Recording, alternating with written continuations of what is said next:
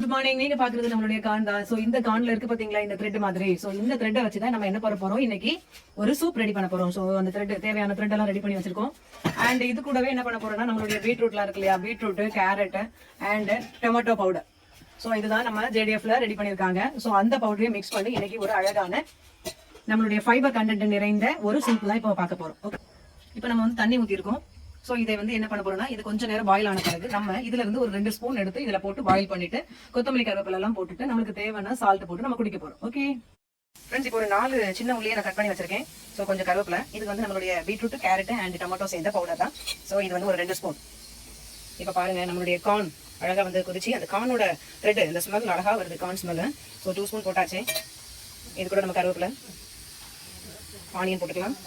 And சூப்புக்கு உண்டான content, அதாவது நம்மளுடைய சீரகம் போடணும், அதையும் போட்டுக்கலாம். கொத்தமல்லி கொஞ்சம் போட்டுக்கலாம். சீரகம் போட்டிருக்கேன், அதுக்கு மேலேயே மிளகுத்தூள் போட்டிருக்கேன், தெரியுதுன்னு நினைக்கிறேன். ஓகே, இது நல்லா கொதிக்கட்டும். நல்லா அழகாக மனம் வருது. பார்க்கலாம் எப்படி இருக்கு சூப்புன்னு. ஓகே ஃப்ரெண்ட்ஸ், நம்மளுடைய சூப் ரெடி ஆகிடுச்சு. நம்ம ஃபில்டர் பண்ணியாச்சு. பார்த்தீங்களா இவ்வளோ அழகாக இருக்குல்ல.